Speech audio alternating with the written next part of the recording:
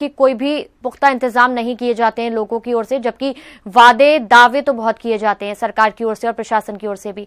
साजिद सैफी, मैं आपका रुख करना चाहूंगी, बुलंदशहर में किस तरह की ठंड पड़ रही है, लोगों को क्या कुछ परेशानियां झेलनी पड़ रही हैं, क्या इंतजाम किए गए हैं प्रशासन की ओर से लोगों के लिए ठंड से बचाने को?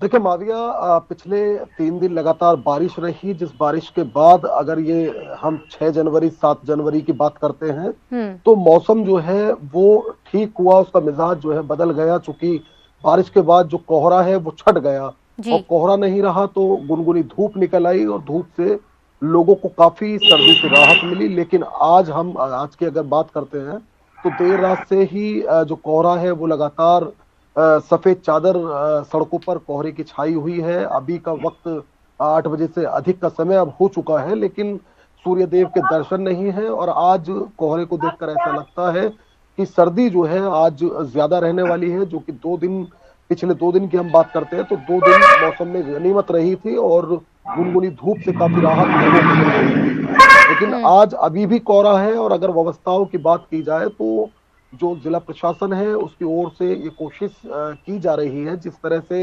लगातार हिंदी खबर भी सवाल खड़े कर रहा है और जो एक तस्वीर है वो तस्वीर जिला प्रशासन को दिखा रहा है, तो जिला प्रशासन की ओर से ये पुरजोर कोशिश की जा रही है कि जो व्यवस्था है उनको पुख्ता कर लिया जाए, जो बंदोबस्त है उनको पुख्ता कर लिया जाए। लगातार जो रैन बसेरे हैं उनमें लोगों को पहुंचाया भी जा रहा है और अभियान भी चलाए जा रहे हैं, अलाव डलवाया जा रहा है। उसके अलावा ऐसे अभियान चलाए जा रहे हैं जिसमें लोग अगर घर से बाहर रहने को मजबूर हैं, खुले आसमान में रात बिताने को मजबूर हैं, तो उन्हें उठा करके रैन बसेरा। जैसे कि मैंने बताया 2 दिन से राहत मिल रही थी, लेकिन आज अभी तक की बात करेंगे, अभी तक का जो मौसम का मिजाज है वो देखकर ये समझा जा सकता है कि आज पिछले 2 दिन से ज्यादा सर्दी पड़ने वाली है और हो सकता है कि देर तक सड़कों पर कोहरा रहे। तो ऐसे में जो लोग एक शहर से दूसरे शहर सफर तय कर रहे हैं उनसे हमारी ये गुजारिश रहेगी, अपील रहेगी कि वो बेहद सावधानी बरतें और सैनिटाइज का इस्तेमाल करें। जी बिल्कुल साजिद सैफी। अंकित, मैं आपका रुख करना चाहूंगी, फिलहाल आवाजाही कितनी प्रभावित होती हुई दिखाई दे रही है ठंड के चलते, और जैसा कि आप बता रहे हैं कि व्यवस्थाएं जो हैं वो सही से नहीं की गई हैं, तो इसके मद्देनजर लोगों को किस तरीके की परेशानियों का सामना करना पड़ रहा है, खासतौर से वो लोग जो कि सड़कों पर ही रहते हैं, उनका खुद का घर नहीं है, खुद का आशियाना नहीं है, तो वो कितना प्रभावित हो रहे हैं? बिल्कुल मावी, आपको साफ तौर बताना चाहूंगा कि ठंड जो है वो लगातार बढ़ती जा रही है। कोहरे के चलते वाहनों को चलाने में काफी ज्यादा कठिनाइयों का सामना करना पड़ रहा है। खासतौर से जो हाईवे के इलाके हैं वहां पर काफी ज्यादा कठिनाइयों का सामना करना पड़ रहा है। गाड़ियों की रफ्तार जो है वो कहीं ना कहीं थमी हुई दिखाई दे रही है। वहीं अगर बात की जाए सड़कों पर रहने वाले लोगों की, तो कानपुर में तस्वीरें जो है वो तरह तरह की देखने को मिल रही है। तस्वीरों में आप अगर बात किया तस्वीरों की तो हालत क्या है कि सड़कों पर रहने वाले लोग वो कोहरे और बारिश से बचने के लिए सड़कों पर सो रहे हैं। साथ साथ व्यापक व्यवस्थाएं ना होने के चलते लोग जो है वो पन्नी होकर सो रहे हैं ताकि ठंड से बचे और कोहरे से जो ठंड बढ़ती है उससे भी बचे। लेकिन जिला प्रशासन जो है वो अभी भी कानपुर का अपनी आंखें बंद करे हुए बैठा हुआ है और यहाँ पर ना ही अलाव की व्यवस्था करी गई है, ना ही किसी प्रकार की व्यवस्था करी गई है। वहीं ठंड के चलते जो बुजुर्ग है उनको काफी ज्यादा कठिनाइयों का सामना करना पड़ रहा है, क्योंकि ठंड में ब्रेन स्ट्रोक जैसी बीमारी के जो है वो चांसेस ज्यादा बढ़ जाते हैं। वहीं कोरोना का कहर जो है वो कहीं ना कहीं वैज्ञानिकों ने पहले ही कहा था कि जिस तरीके से जैसे जैसे ठंड बढ़ती जाएगी वैसे वैसे कोरोना भी जो है वो लगातार प्रभावित होता दिखाई देगा। जी बिल्कुल अंकित, तो कोरोना का खतरा जो है वो भी बढ़ रहा है और ऐसे में लोगों को सावधान रहने की जरूरत हो जाती है, क्योंकि पहले ही बता दिया गया था कि जब ठंड बढ़ेगी तो फिर कोरोना भी और तेजी से फैलेगा। हालांकि वैक्सीन आ चुकी है जिसका सभी को इंतजार है और यही उम्मीद है कि जल्द से जल्द वैक्सीन लोगों तक पहुंचे।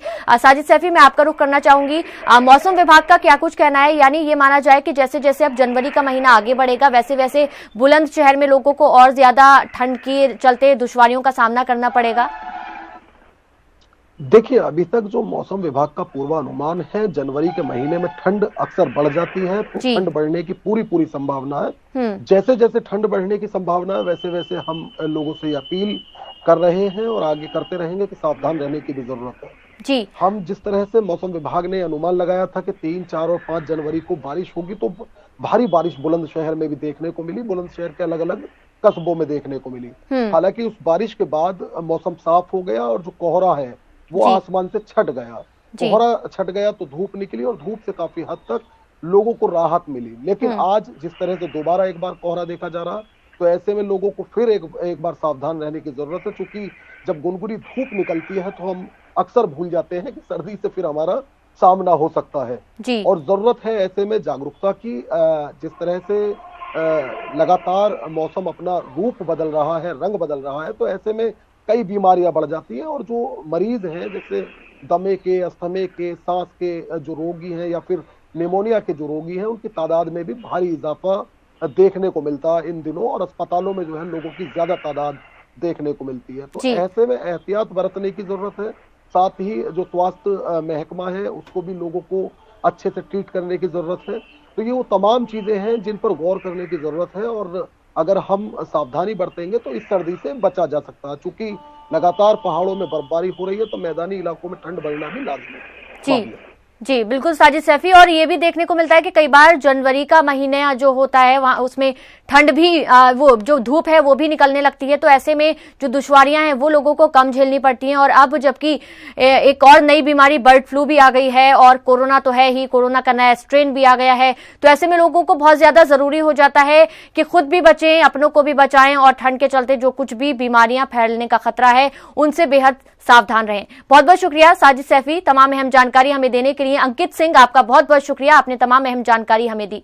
और इसी के साथ इस बुलेटिन में फिलहाल इतना ही, लेकिन हिंदी खबर पर खबरों का सिलसिला लगातार जारी है। नमस्कार।